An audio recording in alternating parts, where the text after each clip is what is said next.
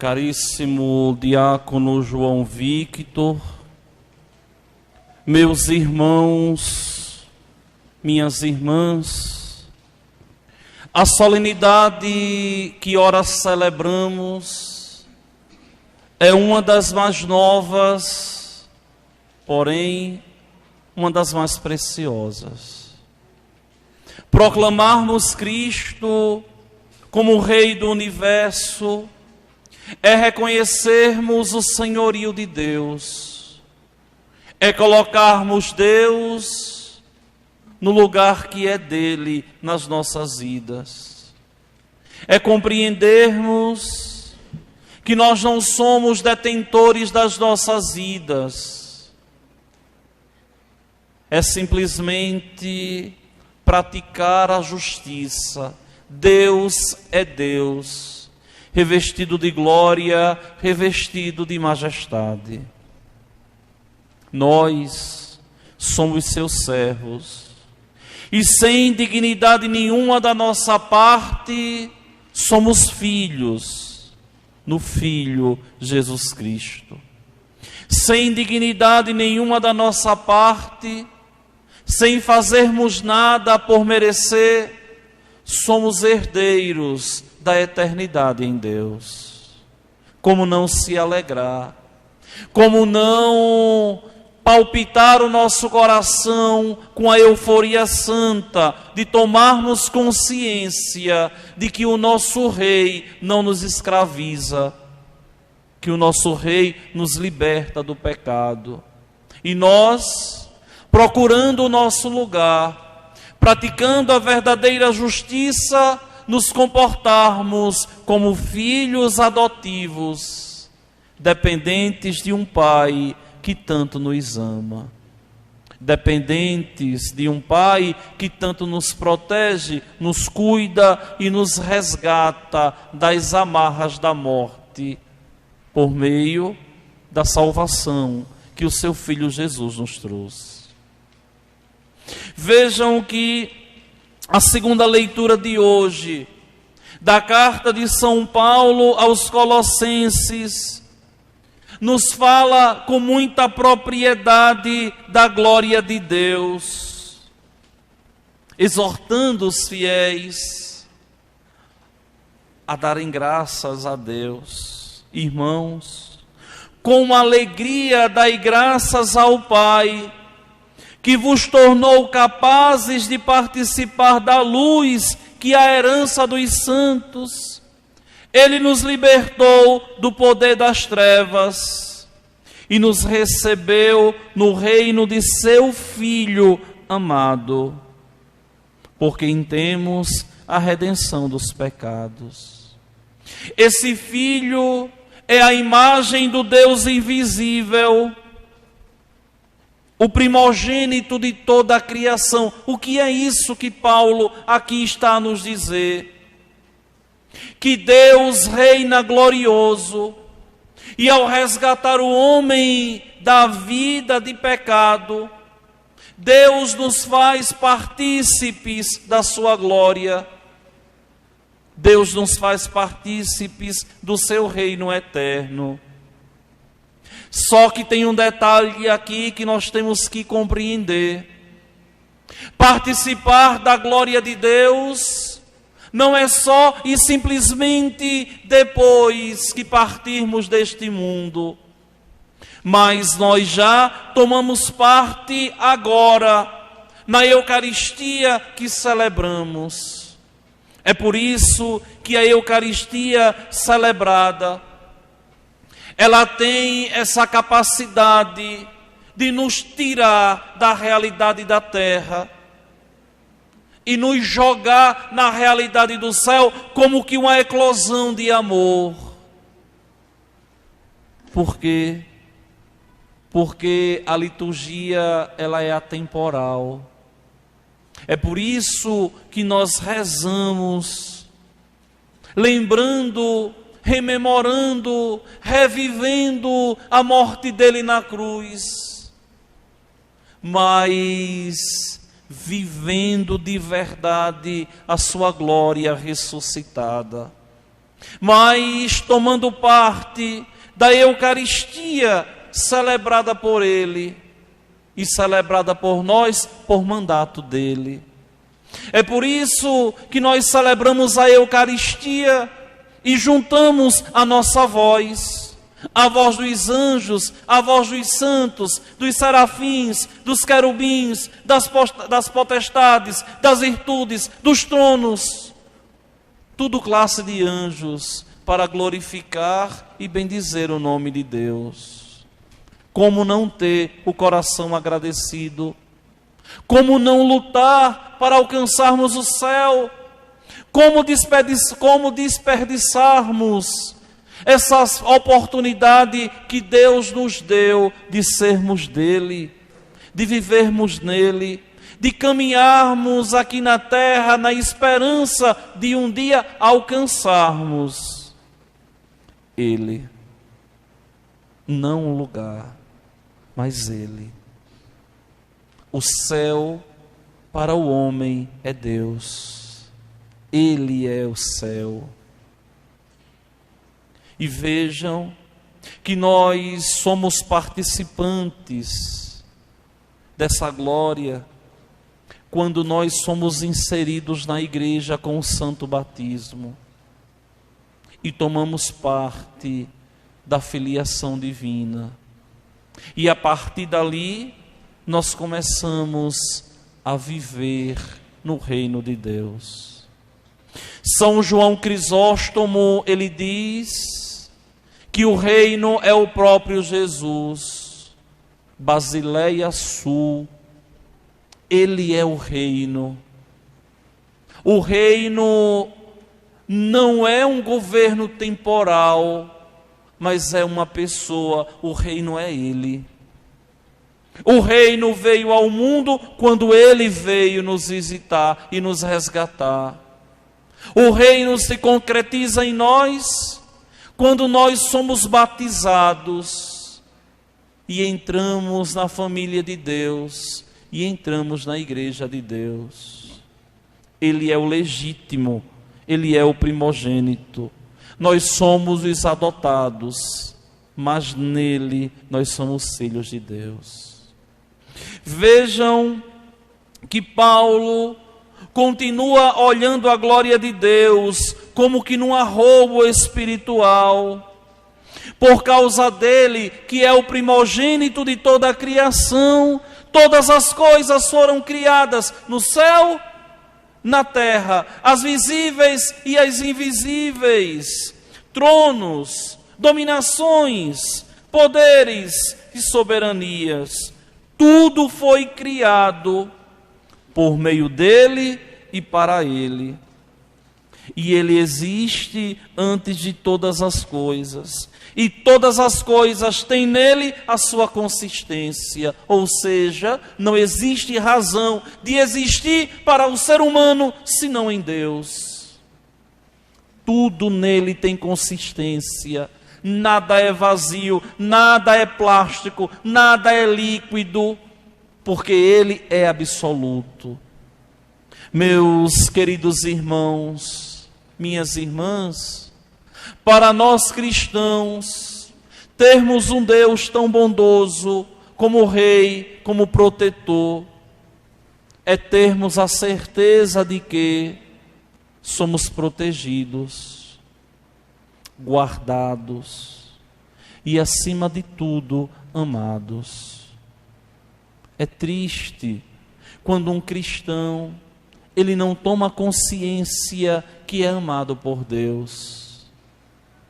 É triste quando o cristão ele não toma consciência que é de verdade querido por Deus e que Deus nos tem em altíssima conta. Você é importante para Deus. Nós somos importantes para o Senhor, o bom Deus. Ele nos guarda, Ele nos guia, Ele nos ama. Ele de verdade nos faz permanecer todos os dias imbuídos na sua graça, imbuídos no seu amor. Não existe, meus irmãos, para nós alegria maior do que servir a esse Deus que é tão bom para conosco.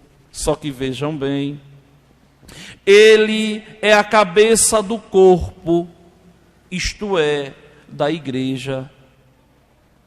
Vejam essa expressão profundíssima de São Paulo. E a partir daqui, a igreja desenvolve toda uma ciência chamada de eclesiologia. O estudo dessa igreja que é corpo dele, que é cabeça dela. A igreja, esposa de Cristo, e ele é esposo dela. Meus irmãos, só que a igreja aqui não é o templo magnífico levantado de pedra, não. A igreja aqui somos nós batizados, somos filhos, somos corpo dele, estamos inseridos na esposa dele. A igreja somos nós.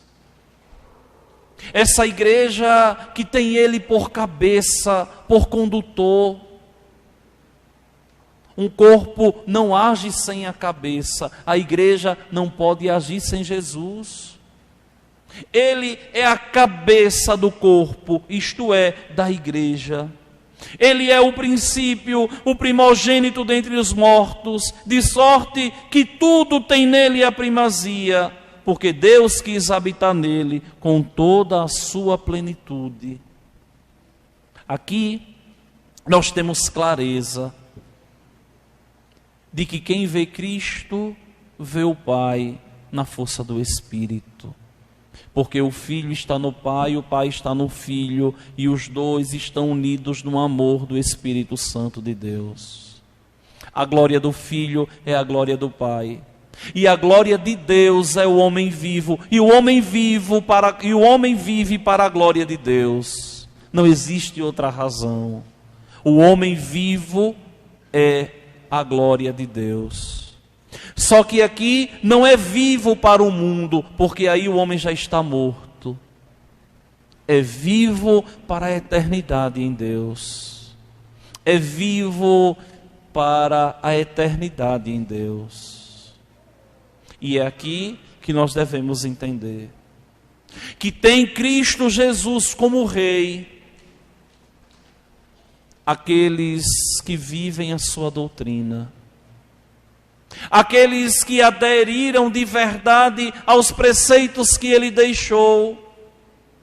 Porque vejam, analisem essa sociedade aí fora, corrompida, depravada, fragmentada, onde todo mundo aí fora quer ter direito.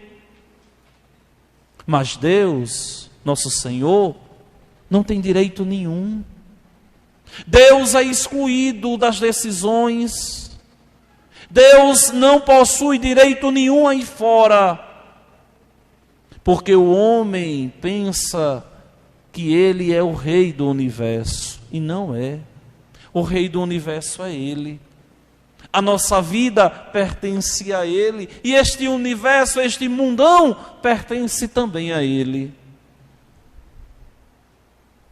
E nós, católicos, batizados, precisamos crescer na amizade com ele. Precisamos verdadeiramente aderir a ele. Deixarmos de ser mesquinhos, arrogantes, tupetudos com a doutrina e começarmos a baixar a nossa cabeça e dizer: verdadeiramente reina, Senhor, aqui neste lugar. Reina, Senhor, no meu coração. Porque não adianta cantar na igreja a glória de Deus se você não dá glória a Deus no seu coração. Não tem Cristo por rei um homem que trai a mulher. Não tem Cristo por rei uma mulher que trai seu marido. Não tem Cristo por rei um homem infiel que se deixa levar pela pornografia. Um marido que maltrata a mulher não tem Cristo por rei. Uma mulher que maltrata o marido não tem Cristo por rei. Os pais que não zelam dos filhos não têm Cristo por rei. E os filhos que não respeitam os pais também não têm Cristo por rei. É mentira.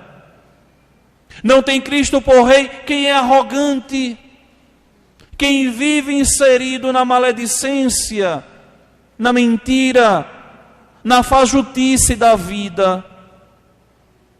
Cristo não reina em um coração cheio de si e vazio de Deus.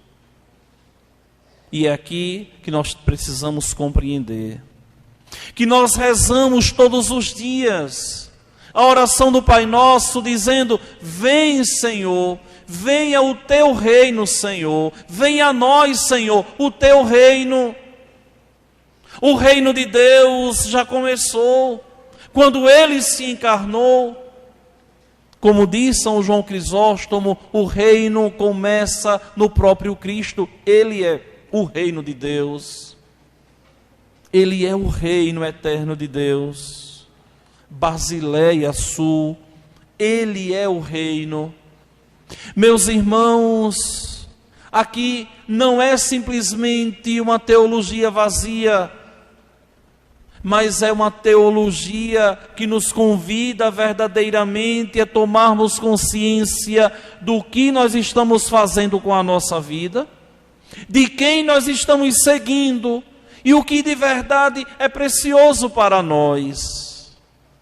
E nós não temos nada de mais valioso, nada de mais precioso, senão esse Rei que deve reinar soberano nos nossos corações. E aí sim nós seremos felizes. Tem Cristo por Rei o marido que luta para ser fiel à sua esposa. Tem Cristo por Rei a esposa que luta para ser fiel ao seu marido. Tem Cristo por Rei o jovem que luta para viver a castidade, que não se droga, que não se alcooliza. Tem Cristo por Rei quem vive a honestidade da vida, quem pratica o bem, quem ama o próximo, quem se esforça para ser de verdade um verdadeiro discípulo de Deus. Assim pode cantar, aí sim pode verdadeiramente dizer: Ele é Rei da minha vida, porque eu não faço o que eu quero, é Ele que faz da minha vida o que Ele quer.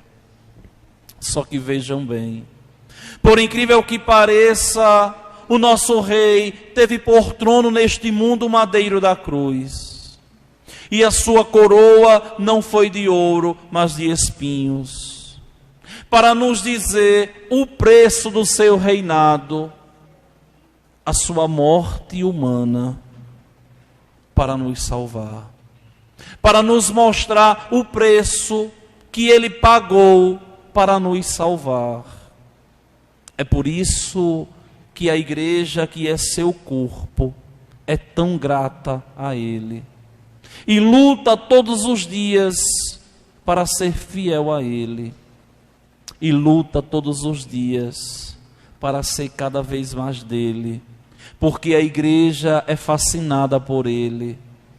O cristão deve ser fascinado também por Ele, deve encher o coração ao pensar na glória, ao pensar em Deus na eternidade, deve endireitar o caminho quando sobrevier um pensamento de perder a eternidade por um pecado que se cometeu, ou por um pecado que se comete, ou por um desejo de cometê-lo.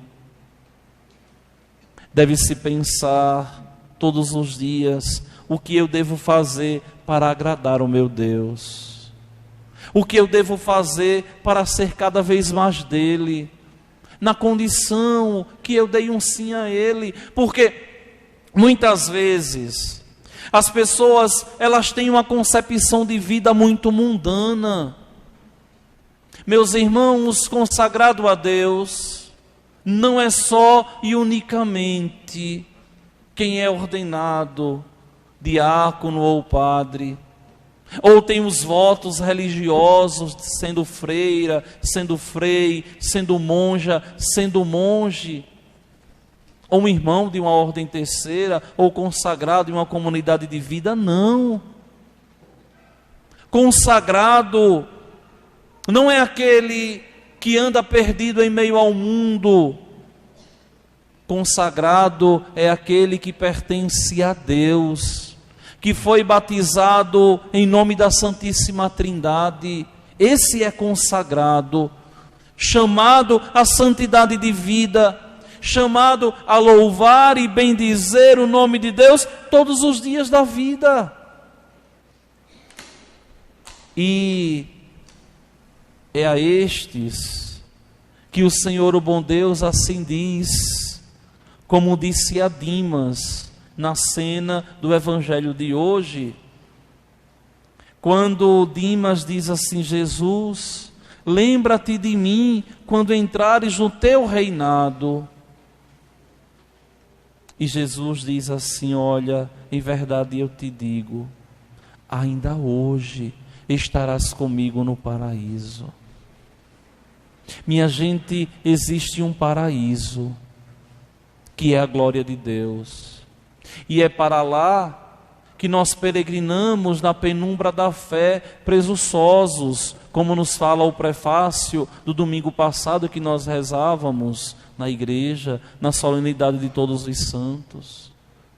Pressurosos, nós peregrinamos na penumbra da fé, ou seja, em meio a essa escuridão que nos rouba a paz, a luz de Deus sobressai nos nossos corações.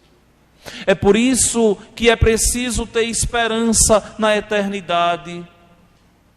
É por isso que é preciso reconhecer o Senhor como Rei e cantar espiritualmente o salmo que hoje a liturgia nos coloca. Que alegria quando ouvi que me disseram: vamos à casa do Senhor. Não é essa casa aqui não. Que alegria quando ouvi que me disseram: vamos assim, mudem de vida, se convertam, vamos à casa do Senhor, onde Deus habita, onde não existe dor, onde não existe sofrimento, onde não existe infidelidade, onde não existe nada de mal. E é para lá que nós caminhamos todos os dias da vida. É para lá que nós caminhamos no desejo de alcançarmos a Deus e termos Deus como grande presente das nossas vidas. Meus queridos irmãos e minhas irmãs, se os cristãos hoje em dia tomassem consciência como são valiosos aos olhos de Deus, nunca abandonariam o reino de Deus, nunca abandonariam a igreja de Deus, mas se esforçariam cada vez mais para agradar o bom Deus, porque sabem que tudo que vem de Deus é bom para a salvação do homem, para que o homem se salve e chegue ao céu. Só que vejam bem, meus irmãos, é preciso que nós tomemos consciência que nós temos que sair do trono e dizermos: vem, Senhor, senta aqui nesse trono do meu coração. Lembrem daquela passagem do Apocalipse: eis que eu estou à porta e bato. Se você abrir, eu vou cear contigo. Esse é o desejo de Deus, que a gente abra o nosso coração e fiquemos aguardando o encontro com Ele, até que Ele venha a nós. E nós iremos viver isso por esses dias. Quando a igreja, a partir do próximo domingo, o primeiro do advento, a igreja começar a cantar: vem, Senhor Jesus. Vem para onde? Para o teu coração, primeiramente, para transformar a tua vida, para te fazer viver aquilo que Deus sonhou, porque todos nós Somos um sonho sonhado de Deus nosso Senhor. Vem, Senhor, ocupa o espaço do meu coração e me faz feliz com essa esperança que um dia no batismo eu recebi. Vem, Senhor, ao meu coração e me faz feliz com essa esperança que um dia no batismo eu recebi. Não tem como, meus irmãos, caminharmos na igreja, sermos batizados e sermos indiferentes. E são tantos que são indiferentes. E são tantos que fecham o coração para a graça de Deus. E são tantos que pensam que podem construir a vida sem Deus. Estão enganados, porque lá na frente vão perceber quem perderam. Eu imagino o desespero do homem quando contemplar a Deus, toda a sua glória, e ser tirado da frente de Deus, porque não lutou pela sua própria salvação, e vê o que perdeu, e não tem mais jeito, porque a nossa salvação nós construímos aqui, dizendo: reina, Senhor, no domingo à noite da minha vida, que eu vou à igreja. Reina, Senhor, no meu grupo, na minha pastoral. Reina, Senhor, dentro da minha casa, no meu trabalho. Reina, Senhor, nos meus pensamentos, nos meus sonhos. Reina, Senhor, nas minhas relações, nas minhas amizades. Reina, Senhor, no meu divertimento. Reina, Senhor, no meu trabalho. E assim eu vivo de verdade uma consagração que veio de Deus e que pertence a Ele, e que nos faz santos, agraciados com o seu amor, para que cheguemos juntos aos céus. Que a bem-aventurada Virgem, Senhora da Esperança, ela interceda sempre por nós, ela que também viveu tudo isso que nós falamos hoje aqui na igreja, e é coroada como Rainha do céu e da terra, como nós rezamos com tanta dignidade, como nós rezamos sempre no Santo Terço. Está sentada ela à direita do Filho, porque Ele é Rei e ela é Rainha, Rainha do céu, Rainha da terra, Rainha dos nossos corações e Rainha da Santa Igreja. Que ela interceda por nós, para que nós cresçamos na amizade com Ele e um dia tomemos parte na graça de Deus, na glória da eternidade. Vamos ficar de pé. E nesse